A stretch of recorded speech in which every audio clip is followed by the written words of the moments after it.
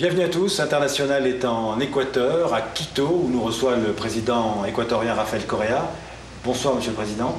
Bonsoir, Xavier. Et merci beaucoup pour cet entretien. Et merci de nous recevoir et de nous répondre en français. C'est une langue que vous avez apprise parce que vous avez fait une partie de vos études en Belgique. Bien sûr.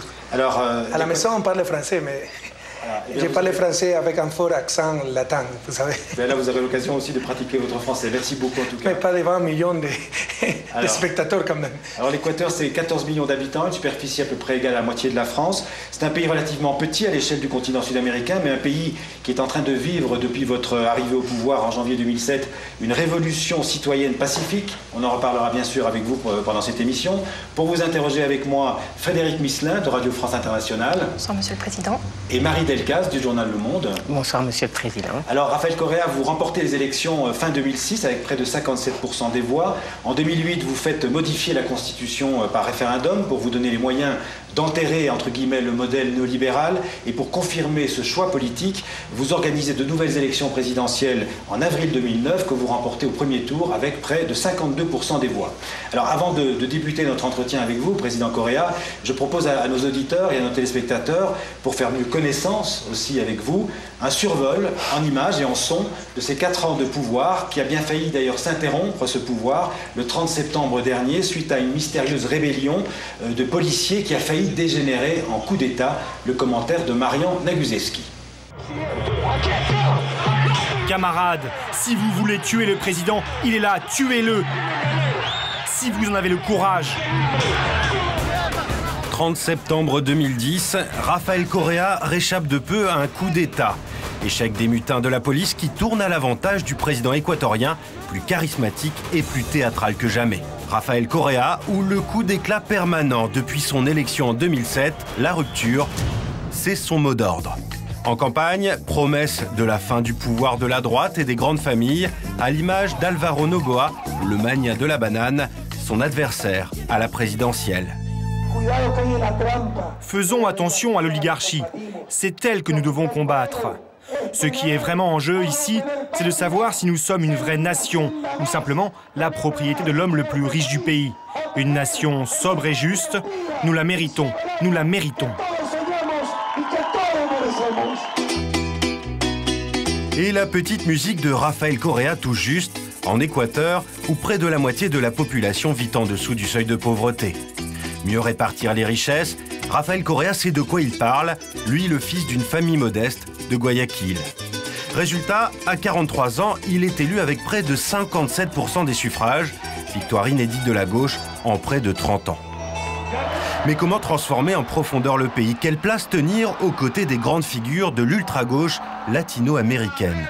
Le jour de son investiture, ils sont là, à ses côtés, le Bolivien Evo Morales, Hugo Chavez du Venezuela. Rafael Correa est l'espoir, le nerf, le sang, le pouls du peuple équatorien. Adoubé, adopté, c'est vrai, Rafael Correa leur ressemble beaucoup, mais pas tout à fait.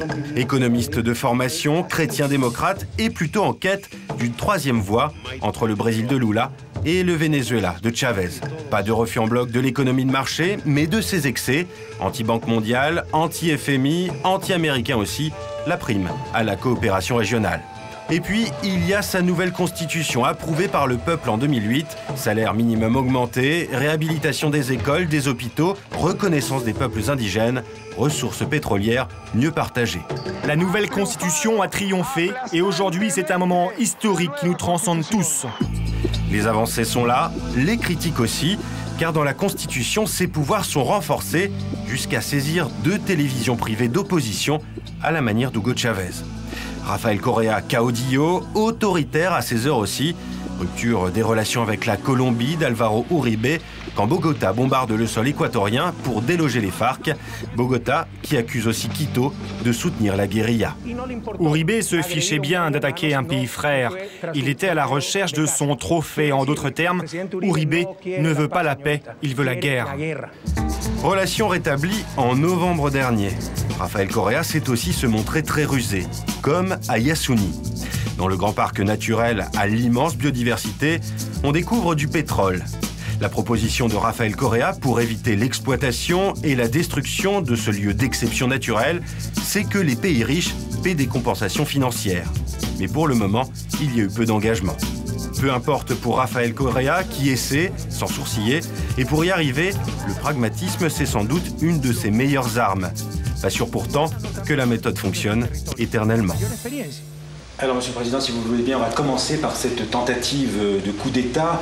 Si c'est passé le 30 septembre avec du recul, donc maintenant il y a plus de 3 mois que ça s'est passé, est-ce que vous maintenez votre thèse d'un véritable coup d'État? Est-ce que vous avez les preuves de ce coup d'État? Bien sûr, hein.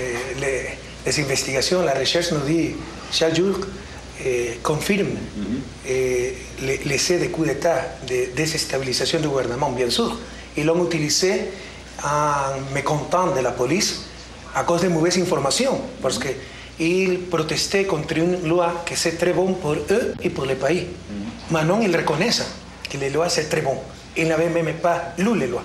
En tout cas, ils ont été manipulés par des secteurs politiques et avec ces manipulations, on a essayé de déstabiliser le gouvernement. Grâce à Dieu, ce jour-là, j'étais sur place, ça a changé les plans, si vous voulez, des conspirateurs, mais finalement, ils ont essayé d'assassiner le président de la République. Et on continue à faire les investigations sur ce jour-là terrible pour le pays, mais on est tout à fait sûr de que ça a été un essai de coup d'État. Vous êtes sûr que l'opposition parlementaire était derrière cette tentative? Ils ont commencé à fêter à 1h. On a les filmations, on a tout. Ils se sont rassemblés dans un hôtel de la capitale, de Quito. Ils ont commandé des whisky, etc., pour fêter que le président était emprisonné, arrêté à l'hôpital de la police et que peut-être il allait être assassiné. Donc, c'est sûr qu'il y a eu un essai de conspiration, de coup d'État, mais peut-être les polices, beaucoup de polices, eux-mêmes ne savaient pas ça parce qu'ils ont été manipulés. D'accord. Certains vous ont reproché d'avoir été imprudent en allant voir les policiers en grève et d'avoir contribué à mettre de l'huile sur le feu à ce moment-là. Et quelques-uns croient qu'à cause de ça, on a su arrêter le coup d'État parce qu'ils n'attendaient pas la présence du président sur le site, sur la caserne des policiers où il avait la plupart, si vous voulez, des problèmes. Donc ça, c'est mon style. Toujours, j'ai fait ça. Toujours, si je peux, je vais en personne, personnellement, pour essayer de résoudre les problèmes. J'ai fait ça avec les polices, les Indiens, les militaires, les ouvriers, etc. Mais jamais on allait imaginer que c'était autre chose, politique. Parce que j'allais personnellement expliquer aux polices, l'information que j'ai reçue ce jour-là, c'est qu'il y avait une grève de police à cause de la nouvelle loi. Donc, je suis allé en personne pour expliquer les lois. Il faut dire en 2 mots, justement, que cette loi prévoyait la suppression de certaines primes, en fait des réductions de salaire ou d'avantages. Oui, mais il y avait des compensations, parce que les systèmes étaient tout à fait chaotiques. On a doublé les salaires de police dans notre gouvernement. C'est la police peut-être mieux payée de l'Amérique latine. Mais par exemple, la réclamation était qu'on avait supprimé les jouets pour Noël. Vous imaginez un État qui donne des jouets aux enfants de police? Bien sûr, c'était l'État exploitateur quand on payait une misère, très peu aux polices. Maintenant, on a plus que doublé les salaires. Mais on ne peut pas continuer avec le clientélisme de donner des jouets, de faire des bonus, des condecorations avec de l'argent, etc. Et en considérant le travail de la police, des militaires, des pompiers. Ils travaillent jour férié, ils travaillent des heures extraordinaires. On a des compensations. Les lois considéraient des compensations pour ça. Ils n'avaient pas lu ça. Donc, j'allais expliquer les lois. Mais dès qu'on est arrivé, on a connu qu'on était dans un piège politique. Parce qu'ils ont commencé à nous insulter, à faire des expressions politiques, vive l'oppositeur, mort les communistes, etc. Donc, dès le début, on a su que c'était un piège. Frédéric? Vous parlez, Monsieur le Président, d'une manipulation des policiers. Qui est derrière exactement? Bon, c'est des partis d'opposition, Lucio Gutiérrez, ils l'ont descendu dans les mains. Parce qu'à cause de leur ambition de pouvoir, ils ont provoqué des morts, des blessés, etc. Non? Ils ont incité les polices à se insubordonner. Donc, ils l'ont manipulé, ils l'ont désinformé et ils l'attendaient. Si le gouvernement tombait, il sortait pour prendre la poste. Mais ils l'ont raté tout à fait. C'est pour ça que maintenant, il se cache, il dit, on n'a rien à voir avec ça. Il a été seulement une proteste de la police. Monsieur le Président, 3 mois et demi après, est-ce que vous vous sentez encore menacé? Bien sûr qu'on a des menaces. Le 30 septembre nous a montré qu'il y a des gens très méchants, très méchants. Ils ont commis des extrêmes, ils sont arrivés aux extrêmes incroyables. Ils l'ont tué, ils l'ont tiré sur des citoyens sans armes qui ont sorti à la rue pour défendre le gouvernement. Mais il était brutalisé vraiment, quelques groupes là-bas. Donc ils nous ont montré qu'encore dans la police et dans la politique équatorienne, il y a des noyaux vraiment criminels qui ne vont pas s'arrêter en face de rien pour essayer de reprendre le pouvoir. Alors, justement, on va passer à un autre sujet. Votre arrivée au pouvoir, je le disais, c'est début 2007. Vous avez mis en place ce qu'on a appelé dans votre pays une révolution citoyenne, c'est-à-dire que l'économie et le social sont au cœur de votre projet politique. Vous êtes un économiste de formation. L'économie néolibérale, le capitalisme, vous diriez que ce n'est pas la solution de la crise aujourd'hui, mais c'est plutôt le problème de notre difficulté? Bien sûr. Je crois que le problème de notre époque, de la mondialisation, le problème de la France, de l'Europe, c'est que le capital domine les citoyens, que le marché domine les sociétés humaines. Il doit être l'inverse. Les sociétés humaines en train de dominer le marché. Et c'est ça le défi dans l'Équateur. C'est un défi qu'on est en train de réussir, vaincre. On est en train de résoudre les problèmes. Par exemple, quand vous avez décidé d'annuler 40% de la dette de l'Équateur, quand vous avez renégocié les contrats pétroliers en faveur de l'État équatorien, est-ce que vous faites une politique nationale, est-ce que vous faites une politique souverainiste ou est-ce que vous faites une politique socialiste? Nationale, quoi encore? Souverainiste. De la souverainiste, bien sûr, et socialiste, les trois ensemble. Les trois ensemble. Illogique. Est-ce que vous pouvez croire que quand les transnationales du pétrole prenaient 100 barils de pétrole de l'Équateur, seulement restaient dans le pays 18 barils? C'est ça possible?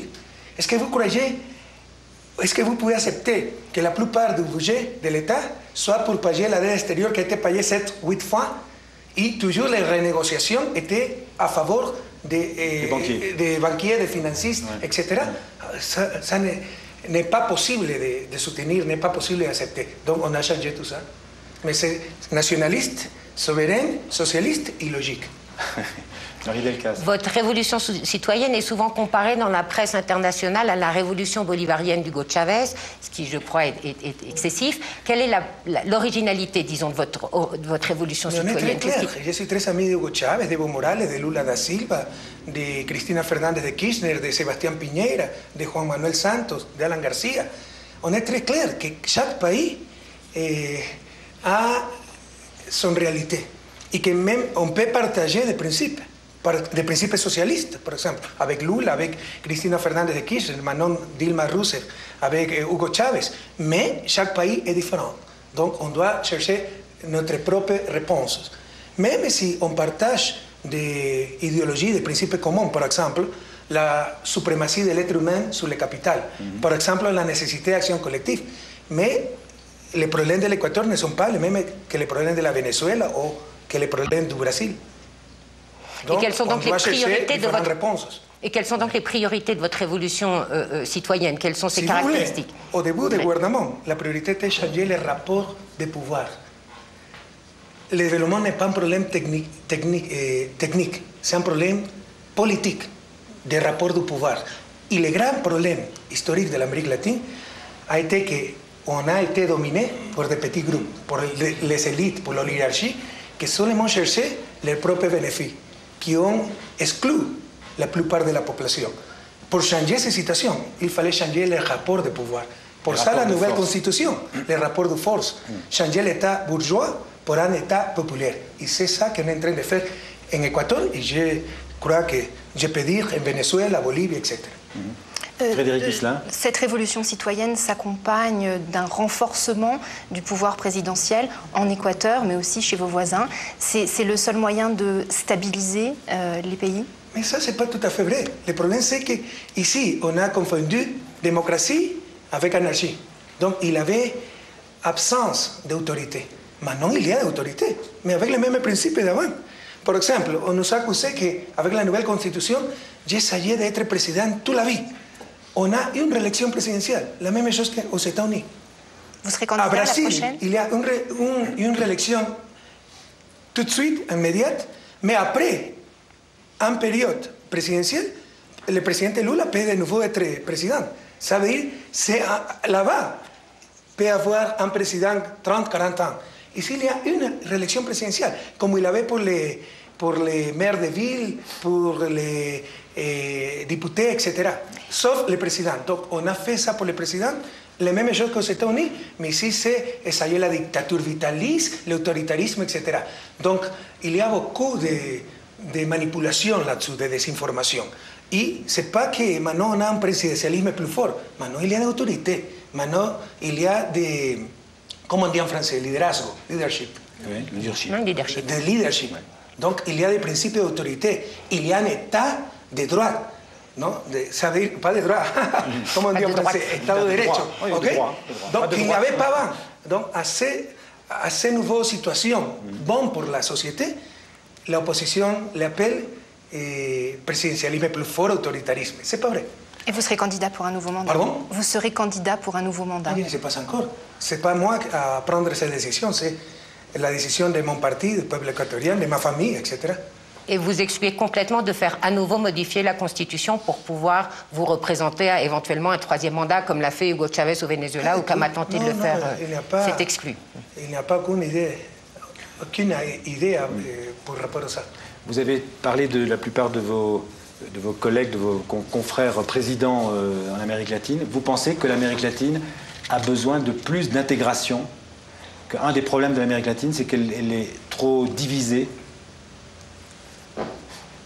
Bien sûr, il y a beaucoup plus d'intégration. Il y a des décisions politiques, de gouvernement de gauche, de droite. Ça, c'est un des consensus qu'il y a dans les régions. La nécessité, surtout en Amérique du Sud, pas tout à fait l'Amérique latine. Mais dans l'Amérique du Sud, il y a le consensus pour l'intégration. On a reconnu que c'était une erreur historique, être séparé, être divisé. Donc, on est en train de chercher avec toute notre force l'intégration. Par exemple, l'Union européenne pourrait être un modèle d'intégration pour l'Amérique du Sud? Plutôt que modèle, exemple. Parce que si l'Union européenne a réussi à avoir l'intégration, même si l'Union a 27 pays tout à fait différents, politiquement, avec des cultures différentes, des langues différentes, des religions différentes, des systèmes politiques différents. Si vous avez su vous intégrer, pour l'Amérique latine doit être beaucoup plus facile parce qu'on est des pays beaucoup plus proches, avec beaucoup plus de choses en commun. Donc, c'est un exemple là-dessus. Si vous avez su réussir l'intégration, nous pouvons le faire aussi. Au prix même d'une certaine perte de souveraineté, parce que quand on s'intègre, quand on s'unit, il faut donner du pouvoir à l'organisation internationale. Enfin, vous comprenez ce que... Mais pour la synergie, bien sûr, on doit perdre un petit peu de souveraineté, mais on peut gagner beaucoup plus de choses. Mais si vous voulez, avec tout le respect du monde, je crois que l'erreur de l'Europe, comme dans les États-Unis, la mondialisation, etc., c'est que les citoyens sont dominés par le capital. Tout est en fonction du capital et du capitaux. Donc, on doit chercher l'intégration, mais avec autre modèle économique et social, et même politique, où le pouvoir soit dans les mains des citoyens, pas des grands capital. Ok, on va s'interrompre pendant quelques secondes, pendant quelques minutes, pour laisser passer une page d'information. On se retrouve tout de suite après. Okay.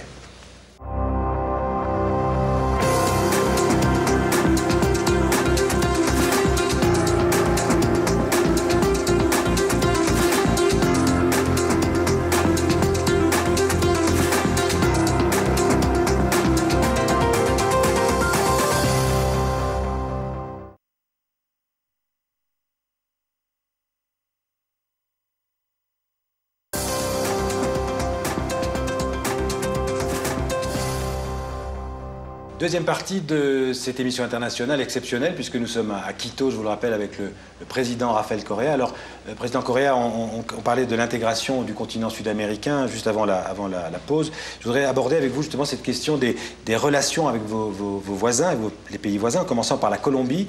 Ça a été pendant longtemps une relation difficile, pendant la présidence Uribe. Aujourd'hui, depuis l'arrivée au pouvoir du nouveau président Santos, vous avez rétabli les relations diplomatiques avec la Colombie. Vous avez été en visite officielle en Colombie au mois de décembre dernier. Au cœur des relations avec la Colombie est la question du soutien supposé que l'Équateur apporterait, je mets ça au conditionnel, apporterait aux FARC, cette armée révolutionnaire colombienne, présentée comme terroriste, preneur d'otages et liée au trafic de drogue. Alors, Monsieur le Président, ma question est simple. Quelles sont les relations aujourd'hui entre l'Équateur et les FARC? Dans toute ma vie, je n'ai jamais connu aucune personne de FARC. Il y a d'autres policiers d'opposition qui se sont réunis avec les FARC. Moi, jamais. Ça, c'était une terrible injustice pour justifier les bombardements qu'on a souffert en mars 2008.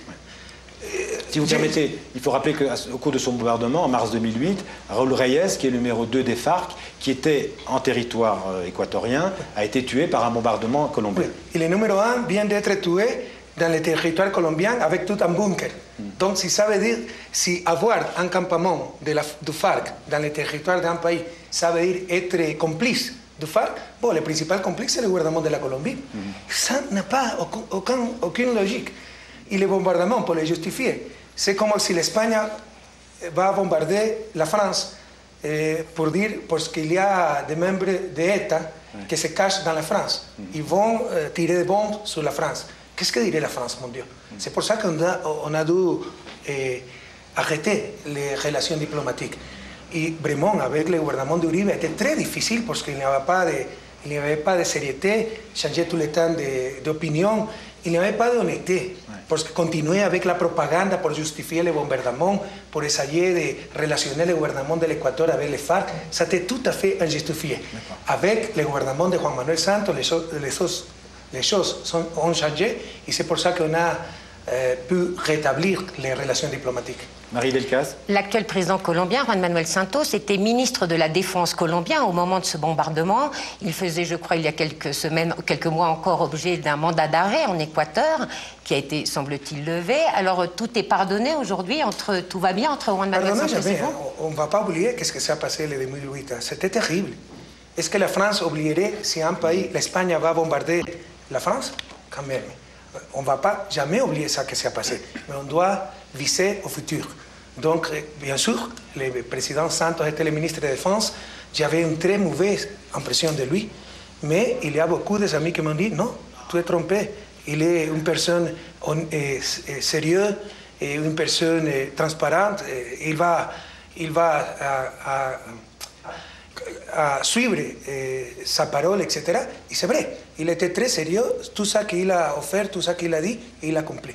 Mais pourquoi, Monsieur le Président, ce qui n'était pas possible avec le président Uribe dans vos relations avec la Colombie est devenu possible aujourd'hui? Parce qu'il changeait tout le temps, Uribe. Uribe nous a demandé du pardon 3 fois. Mais continuait à dire par tous les côtés qu'on était complice des FARC, on faisait une propagande contre l'Équateur, on essayait de justifier tous les abus de la politique colombienne, parce que, par exemple, la politique militaire contre les FARC, surtout c'est dans les bords, dans la frontière, il y avait beaucoup de problèmes là-dessus, il n'y avait pas de présence de l'État colombien, il n'y avait pas de présence militaire colombienne pour nous laisser tous les problèmes à nous.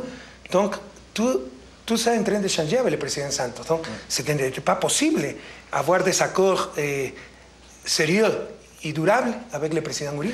Mais par exemple, vous demandez aux FARC de déposer les armes? Mais on l'a fait 1000 fois. Oui. Le problème des FARC, ce n'est pas seulement un problème de Colombie, c'est un problème pour l'Équateur. On dépense des milliards, des millions de dollars pour surveiller la frontière nord.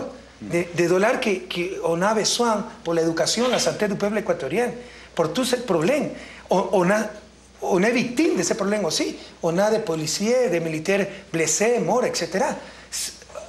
On a demandé plusieurs fois d'arrêter cette guerre civile, d'arrêter la guérilla et essayer de résoudre les problèmes politiquement. Ce qui veut dire que les FARC pourraient s'intégrer au système politique colombien? Ça a passé avec des autres des autres groupes irréguliers de la Colombie, par exemple l'Ejército de Liberación Nacional, ELN. Donc on peut le faire. Mais le message, c'est chercher le plus vite possible une solution pour le problème et l'Équateur voudrait bien une solution pacifique parce que ce problème de la Colombie, c'est un problème pour toute la région. D'accord. Frédéric ? Est-ce que ça veut dire que, comme l'homme a changé à la tête de la Colombie, il y aura plus de coopération entre l'Équateur et la Colombie dans la lutte contre les FARC? Frédéric, la Colombie était le pays le plus proche de l'Équateur historiquement. Toujours, on a agi ensemble pour résoudre les problèmes communs. Toujours, on résout notre coopération.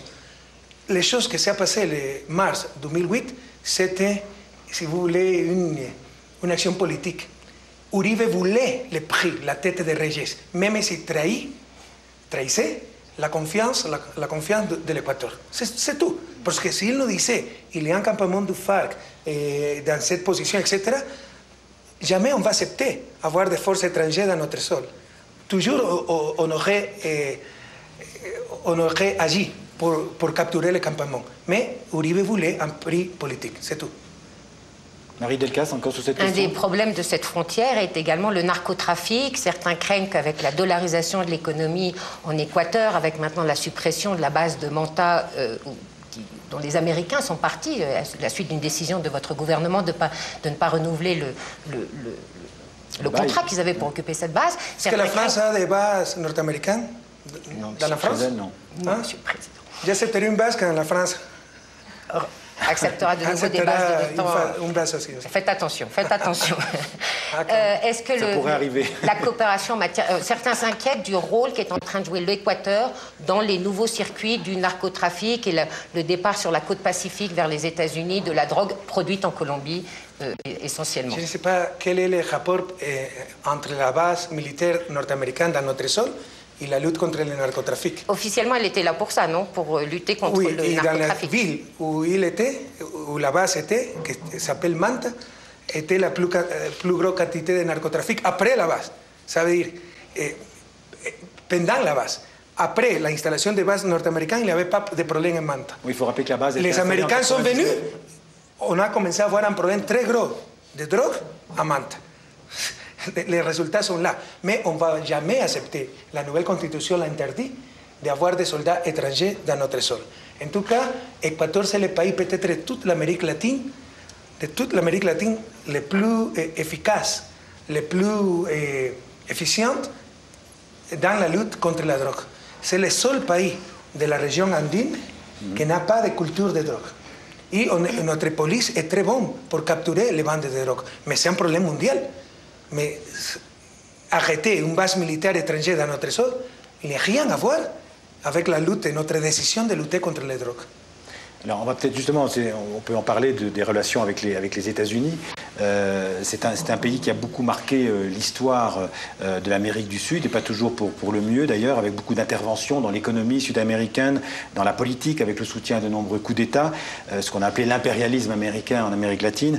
Les États-Unis, aujourd'hui, Monsieur le Président, vous les voyez plutôt comme un adversaire ou comme un partenaire? Pas du tout. En tout cas, ils l'ont bien mérité, tous ces femmes, si vous voulez. En tout cas, j'ai voyagé les documentaires avant dans cette émission et il disait que je suis anti-américain. Ça, c'est pas juste. J'ai vécu en Amérique, aux États-Unis. J'ai étudié là-bas, 4 ans. Ce sont des gens les plus heureux de ma vie. Mais là, vous parlez du peuple américain. Ah, bien sûr. Autre chose, c'est la politique, surtout la politique étrangère américaine. Surtout avec le gouvernement de Bush. Vous parlez de l'administration américaine. Vous l'avez dit, hein? Ouais. Toutes les invasions, toutes les déstabilisations, toutes les manipulations. Ouais. Et ça continue un peu. Hein? Je crois que le président Obama, c'est une très bonne personne. Mais il n'a pas su changer. J'allais vous demander, l'arrivée de Barack Obama, ça n'a pas changé grand-chose? Non, ça continue. Par exemple, à classifier les gouvernements et les personnes, pas s'ils sont bons ou s'ils sont mauvais. S'ils sont mes amis, ils sont bons. S'ils sont, soi-disant, mes adversaires, ils sont mauvais. Donc Chávez, Morales, Correa, qu'on n'est pas si docile que ça, on est les méchants. Non? Donc depuis l'arrivée au pouvoir d'Obama, vous n'avez pas changé, vous n'avez pas senti un changement de ton dans l'administration américaine? On a senti, oui, les changements de ton, mais les structures continuent les mêmes.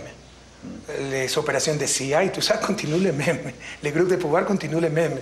La politique, pas peut-être officielle, mais réelle, si vous voulez, des États-Unis, continuent les mêmes. Donc, j'ai confiance avec le président Obama, mais il n'a pas su changer grand-chose. En tout cas, on n'est pas anti-américain et on considère les États-Unis un très important partenaire pour l'Équateur. Par exemple, dans le domaine pétrolier? Dans le domaine pétrolier, commercial, dans tous les domaines. Marie Delgaz? Pour revenir sur vos relations avec les pays voisins, le Brésil de Lula aussi est un grand défenseur de l'intégration latino-américaine. On a eu un peu l'impression que les relations n'étaient pas toujours faciles. Odebrecht, Petrobras, deux grandes entreprises brésiliennes ont quitté l'Équateur ou vont quitter l'Équateur. Est-ce que les relations entre un petit pays comme l'Équateur et le géant latino-américain sont parfois difficiles, du moins sur le plan économique? Mais ça, c'est autre problème. En fait, les rapports entre entreprises privées avec le gouvernement et l'État. S'il vous plaît, l'État, c'est la représentation de la société du Brésil, un pays qu'on aime beaucoup et est très proche de l'Équateur. Je ne crois pas que les relations avec les entreprises d'un pays doivent faire du mal à la relation avec ce pays.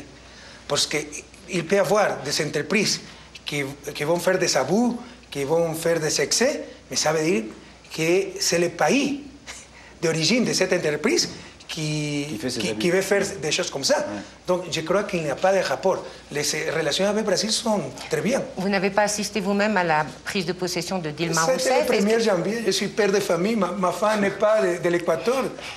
Si je voyage le 1er janvier, elle ne peut pas aller chez sa maman, rien. Donc il faut voir ça aussi. Pour des raisons familiales? Bien sûr. D'accord. Mais on commence déjà à faire des spéculations, que c'est pour des problèmes avec le Brésil. C'était une raison familiale, c'est tout. Alors, peut-être, s'il n'y a plus de questions sur le Brésil, passer à la relation avec le Venezuela.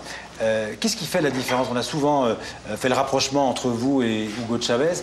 Qu'est-ce qui fait la différence entre Hugo Chavez et Rafael Correa?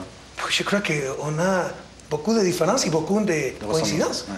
J'admire et estime beaucoup à Hugo Chavez. Rappelez-vous qu'il a commencé tout seul. En France, on dit 98, hein? Ouais. 98 en Belgique, mais 98 du siècle passé, il a commencé tout seul à lutter pour la transformation de la Venezuela. Maintenant, c'est très facile de critiquer, hein?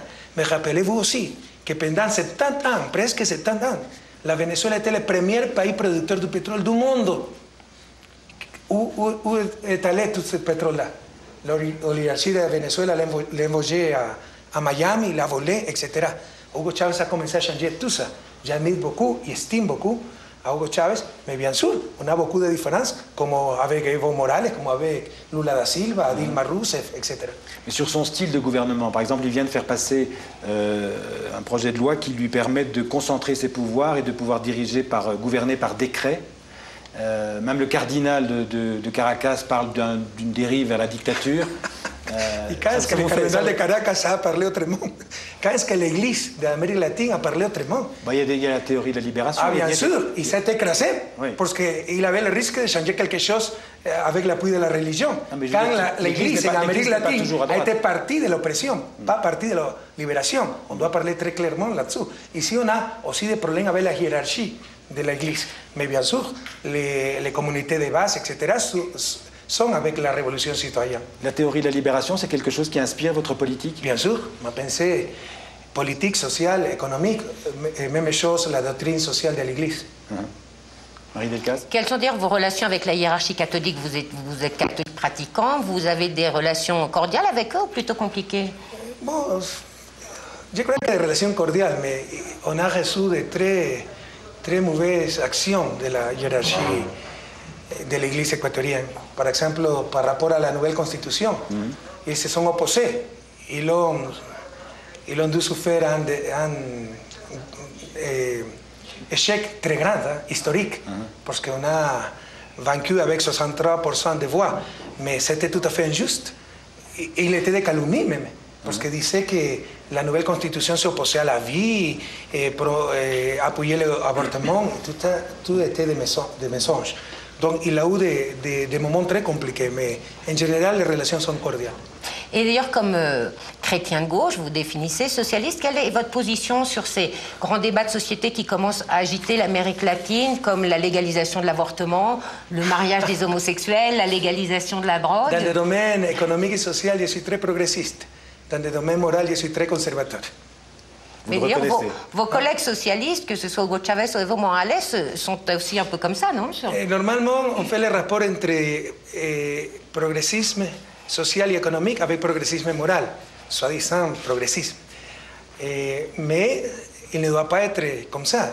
Je suis très progressiste, socialement, économiquement, mais à niveau moral, je peux me définir comme un type plutôt conservateur. Pourquoi? Parce que vous sentez que la majorité de la population équatorienne est aussi conservatrice dans ces questions-là? C'est mes convictions personnelles. Je suis un chrétien pratiquant, catholique pratiquant. C'est vos convictions? Donc je ne peux pas accepter l'avortement. Je ne peux pas accepter le mariage entre personnes du même sexe. Et si l'Assemblée adopte une loi en ce sens, vous y opposerez votre veto? Vous respecteriez la décision? Par rapport à l'avortement, oui. Je m'opposerai avec toutes mes forces. Même si l'Assemblée l'approuve? Bien sûr. Alors, le temps passe vite, on va passer à un des gros dossiers de cette émission, c'est le dossier Yasuni, la question du pétrole.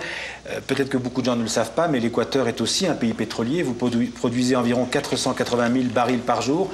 Pour donner une idée, c'est à peu près un cinquième de la production du Koweït. Vos réserves seraient très importantes. Le pétrole pèse lourd dans l'économie de l'Équateur, 22% du PIB, à peu près 45% du budget de l'État. Je pense que ces chiffres sont corrects. Oui. Alors, l'Équateur est membre de l'OPEP. Une première question sur le prix du pétrole. Est-ce que vous trouvez que le prix actuel du baril, à peu près aujourd'hui $90, est un prix correct ou il devrait être plus haut? Le plus haut possible, bien sûr, parce qu'on est producteur de pétrole. Non, mais on doit prendre ce qui est bon pour les producteurs et les consommateurs aussi. Voilà. Je crois que c'est un prix acceptable. D'accord. Vous n'êtes pas favorable à un prix, certains ont parlé qu'il fallait au moins, je crois qu'au Je crois qu'il va monter, hein, mais en tant que soit plus haut le prix du pétrole, tant mieux pour l'Équateur. Mais bien sûr, je crois qu'il va monter. Mais si vous me demandez à moi, si on peut rester dans ce niveau, tant mieux. D'accord. Alors, en matière de pétrole, l'Équateur a pris une initiative... À niveau mondial. Pour l'Équateur, c'est mieux monter. D'accord. Vous avez pris une initiative spectaculaire. Vous avez proposé de ne pas exploiter un énorme champ pétrolier, à peu près 850 millions de barils, parce qu'il est situé au cœur du parc national de Yasuni, qui est d'une exceptionnelle biodiversité. Mais en compensation, et pour simplifier, vous demandez à la communauté internationale de financer à peu près la moitié de ce que l'exploitation de ce pétrole pourrait rapporter à l'Équateur. En gros, ça rapporterait à peu près 3,5 milliards de dollars. Non, les valeurs de réserve, c'est 7 billions de dollars. Oui, 7 milliards. Mais on est en train de demander la moitié. Voilà, c'est ce que je disais. Donc 3,5 milliards de dollars, ce que vous demandez comme compensation. Alors c'est plutôt un échec pour l'instant, parce que ça ne marche pas. Il doit avouer ça. C'est un des principaux projets du gouvernement. On a mis beaucoup d'efforts là-dessus, beaucoup d'espoir. Je crois que c'est passé de paroles, parce que les gens parlaient beaucoup. Et c'est facile de parler pour empêcher le changement climatique, etc. Au fait, une proposition très concrète où le principal sacrifice contributeur, c'est l'Équateur. La meilleure chose pour nous, financièrement, c'est sortir le pétrole. C'est 7 billions de dollars. Vous l'appelez en français 7 milliards de dollars. Mais on ne peut pas être non plus comment on dit en espagnol, le tonto utile. Les idiots. Les idiots du planète. On a besoin de cet argent pour le développement, pour soutenir toute la nature de l'Équateur, etc. Mais on demande la co-responsabilité. Ce n'est pas le pays qui a contaminé la planète. Donc on demande à la communauté internationale de contribuer au moins avec la moitié de ces revenus qu'on est en train de laisser sur la terre. Mais jusqu'à maintenant, on n'a pas eu la réponse qu'on attendait. C'est une très bonne initiative. C'est une rupture. C'est changer la logique à niveau de politique énergétique, politique économique, etc. Mais derrière ça, il y a les rapports de pouvoir, de nouveau, les rapports de force. C'est qui les contaminateurs à niveau mondial, les pauvres ou les riches? Les riches. Si c'était les pauvres, il y a longtemps qu'on aurait été envahis pour nous demander la compensation, etc. Comme les contaminateurs sont les riches, les puissants, on est en train de négocier, de demander des paroles, mais il n'y a pas de réalisation, si vous voulez. Il y a d'ailleurs eu des dégâts énormes produits par des compagnies pétrolières dans l'Amazonie équatorienne. On a parlé d'un Tchernobyl amazonien dans votre pays. C'est quelque chose qui n'est pas très connu en Europe. Et il y a un double standard là-dessus aussi, parce qu'ils ont fait ici des choses que jamais ils auraient fait dans leur propre pays. Ce que vous voulez dire par là, c'est que les pays industrialisés, les pays riches, ils ont une sorte de dette, une dette écologique vis-à-vis des pays du Sud. C'est un problème de pouvoir. C'est clair qu'il y a une dette. C'est clair qu'ils sont les contaminateurs. C'est clair qu'ils sont en train d'abîmer les seules planètes qu'on a. Mais pourquoi ils n'assument pas la responsabilité? Parce qu'ils ont le pouvoir. Mais c'est un changement radical de vision. C'est-à-dire qu'aujourd'hui, si vous dites que ce sont les pays riches qui ont une dette et ce n'est pas les pays pauvres qui ont une dette. Bien sûr. Il faut comptabiliser ces dettes et les rapports financiers changeraient. Mais le problème, c'est les rapports de force, les rapports de pouvoir. En même temps, Monsieur le Président, la communauté internationale réclame des garanties sur la gestion, la façon dont va être géré cet argent. Comment convaincre? Quelles garanties? Frédéric, les garanties sont là. L'argent va être dans un, je ne sais pas le mot en français, fideicomiso. Un fonds géré pour les Nations Unies, pas pour les pays. Ouais. Tout est garanti. Ce sont des prétextes pour ne pas accepter la corresponsabilité. Alors, si ça ne marche pas, si les pays industrialisés ne donnent pas d'argent dans ce fonds, vous allez... On devrait sortir le pétrole, avec tous les soins ambientaux et sociaux, mais on devrait sortir le pétrole. On a besoin de cet argent pour le développement du pays. Vous allez donner l'autorisation aux compagnies pétrolières de commencer les forages? Ça, c'est notre propre compagnie publique, Petroecuador. D'accord, c'est Petroecuador qui sera chargé de forer. Bien sûr. Et cette décision, vous la prendrez quand? On va évaluer cette année jusqu'à décembre et on verra. Décembre 2011. Il y a quelques mois, un de vos très proches collaborateurs m'avait dit que quoi qu'il arrive, l'Équateur n'exploitera pas ce pétrole.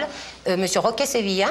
Il faut donner le prix aux négociateurs mondiaux. Parce que vous imaginez dire au monde, il faut contribuer, il faut accepter la corresponsabilité, mais ne vous tracassez pas, qu'on ne va pas même de toute façon exploiter le pétrole. C'est un très bon négociateur, Roque Sevilla. Il faut le féliciter. Est-ce que vous n'avez pas parlé avant d'un ultimatum jusqu'au 30 juin 2011? Est-ce que vous ne reportez pas l'ultimatum? Excuse-moi l'expression, mais ce sont des bêtises des médias. J'ai parlé à Cancún de qu'on va attendre jusqu'à la prochaine année, comme toujours on a dit ça, et que toujours on a eu un plan B. Si l'initiative Yasuni ne réussit pas, on va exploiter le pétrole. Ça a été le plan B toujours, avec tous les soins ambientaux et sociaux. Mais comme j'ai parlé ça à Cancún et les titulaires des médias, Correa donne un ultimatum aux communautés internationales. Et ça ne fait pas du bien pour l'initiative. Mais est-ce que par ailleurs vous subissez des pressions de ce qu'on appelle le lobby du pétrole, des groupes pétroliers qui... Non, on n'a pas senti ça. L'argent du pétrole sans le pétrole, c'est pas un peu utopique? Non, c'est très... Bon, utopique peut-être, mais c'est très logique, parce que c'est un changement dans la logique économique. Maintenant, qu'est-ce que compense l'économie? Les marchandises, les biens qui peuvent avoir un prix. Mais le plus important, ce n'est pas le prix, c'est la valeur. Il y a des choses avec très grande valeur sans prix. Par exemple, l'environnement. Quel est le prix de la nature, etc. Mais il y a des valeurs. Donc, c'est un changement dans la logique économique pour compenser pas seulement les marchandises, mais la génération de valeur. Qu'est-ce qu'est en train de faire l'Équateur, Brésil, Pérou, avec la forêt amazonique? Produire des biens, comment on dit, ambientaux, non. De l'environnement? De l'environnement. Qui respecte l'environnement. OK. Mais on est en train, on ne reçoit rien pour ça. Si vous produisez en France une voiture, vous allez recevoir une compensation monétaire pour ça. Parce qu'il y a un prix pour ce bien. Ça s'appelle marchandise. Il faut changer la logique économique et compenser pas seulement les marchandises, mais la génération de valeur. Monsieur le Président, le temps passe très vite avec vous. Ce sera le mot de la fin. Je voulais vous remercier d'avoir participé à cette émission, d'avoir fait l'effort d'avoir répondu en français. C'était très important pour nous. J'espère que le public me haya comprendido. Vous aurez compris. Okay. Je pense que oui. Merci beaucoup en tout cas. Merci de nous avoir suivis et rendez-vous la semaine prochaine pour un nouveau numéro d'International. Au revoir, merci. Merci beaucoup. Merci à vous.